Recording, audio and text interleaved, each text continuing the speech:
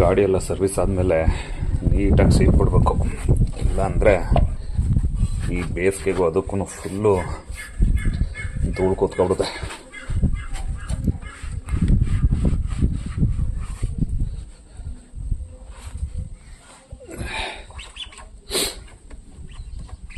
ಯಾಕೊಂಡು ನೆಗಡಿ ಬೇರೆ ಆಯ್ತಾಯ್ತಲ್ಲಪ್ಪ.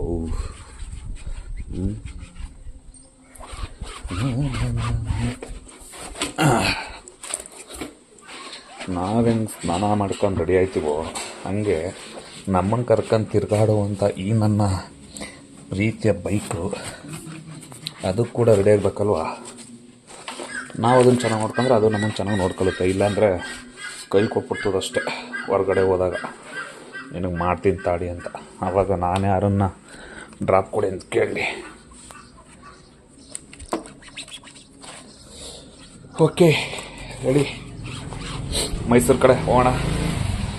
ಸ್ಪೆಷಲ್ಲು ಮೈಸೂರು ಐಸೋರೆ ಪೆಟ್ರೋಲ್ ಬಂಕ್ ಫುಲ್ ಮೈಸೂರು ಕಡೆ ಪ್ರತಿಯೊಂದು ಕಡೆನೂ ಸಿಗ್ನಲ್ ಆಗೋರು ಹೊಸ್ದಾಗಿ. ಈ ಥರ ನಂಬರ್ ಬರೋಂಥ ಸಿಗ್ನಲ್ ಹಾಕ್ಬಿಟ್ರೆ ಎಲ್ಲ ಸ್ಟಡಿ ಮಾಡ್ಕೊಳ್ಳೋದಕ್ಕೆ ಸರಿಯಾಗುತ್ತೆ. ನಂಬರ್ ಇಲ್ಲದೆ ಸಿಗ್ನಲ್ ಕೊಟ್ಟಾಗ ಎಲ್ಲ ಗಾಬರಿ ಆಗ್ಬಿಡ್ತಾರೆ. ನಿಜವಾಗ್ಲೂ ಮೈಸೂರಿನಲ್ಲಿ NCC ಕ್ಯಾಂಪ್ ಮುಂದೆ ಈ ಥರ ಮರಗಳಿದಾವಲ್ಲ, ಇದು ಮಾನ್ಸೂನ್ ಟೈಮಲ್ಲಿ ಎಷ್ಟು ಸಖತ್ತಾಗಿ ಕಾಣಿಸುತ್ತೆ ಅಂದರೆ ಭಾರಿ ಅದ್ದೂರಿಯಾಗಿ ಕಾಣಿಸುತ್ತೆ. ಈಗ ನೋಡಿ ಬಿಸಿಲಿಗೆ ತುಂಬ ಒಣಗ್ತೈತೆ ನೋಡಿ. ಮೈಸೂರು NCC ಕ್ಯಾಂಪ್ ಇಲ್ಲೇ ಇರೋದು. ರೋಡ್ ಮಾತ್ರ ಸ್ವಚ್ಛವಾಗಿ ಕಾಣಿಸ್ತಾ ಇರುತ್ತೆ ಯಾವಾಗ್ಲೂ.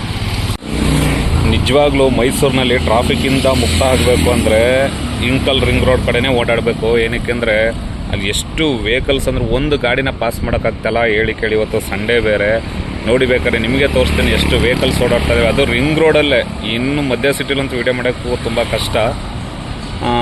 ಸೊ ಇಲ್ಲಿ ಏನಾಗಿದೆ ಅಂದರೆ ಏನೂ ಮಾಡೋಕ್ಕಾಗಲ್ಲ.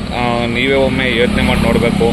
ವೆಹಿಕಲ್ಸ್ಗಳು ಜಾಸ್ತಿ ಆಗ್ತಾ ಭೂಮಿ ರೈಟು ಕೂಡ ಜಾಸ್ತಿ ಆಗ್ತಾ ಇದೆ. ಬನ್ನಿ ಮುಂದೆ ನೋಡೋಣ ಏನೇನಿದೆ ಅಂತ ಮೈಸೂರೊಳಗಡೆ. ಯಾಕೆ ಇವತ್ತು ನನ್ನ ಬೈಕು ಸ್ಟಾರ್ಟೇ ಆಗ್ತಾ ಇಲ್ವಲ್ಲ, ಬರ್ತಿದ್ದಂಗೆ ಆಫ್ ಆಗೋಯ್ತು. ಹಾಂ, ಈ ರಿಂಗ್ ರೋಡಲ್ಲಿ ಎಲ್ಲಪ್ಪ ಮೆಕ್ಯಾನಿಕ್ ಶಾಪ್ ಐತೆ. ಹಾಂ, ಎಲ್ಲ ಈ ಥರ ಬೆಳೆದೈತೆ. ಬರ್ತಿದ್ದ ಬೈಕು ಆಟೋಮೆಟಿಕ್ಕಾಗಿ ಆಫ್ ಆಗೋಯ್ತು ಒಂದೇ ಸಲ. ಏನಕ್ಕೆ ಅನ್ನೋದು ಗೊತ್ತಿಲ್ಲ. ಏನಾದರೂ ಕರೆಂಟ್ ಪಾಸ್ ಆಗ್ತಾ ಇಲ್ವಾ ಏನು? ಅಯ್ಯೋ, ಇದೇ ಫಸ್ಟ್ ಟೈಮು ನನ್ನ ಬೈಕ್ ಈ ಥರ ಕೈ ಕೊಟ್ಟಿತ್ತು. ಅದಕ್ಕೆ ಹೇಳೋದು ಎಲ್ಲ ಚೆಕ್ ಮಾಡಿಸ್ಕೊತಾ ಇರ್ಬೇಕು ಅವಾಗವಾಗ ಅಂತ.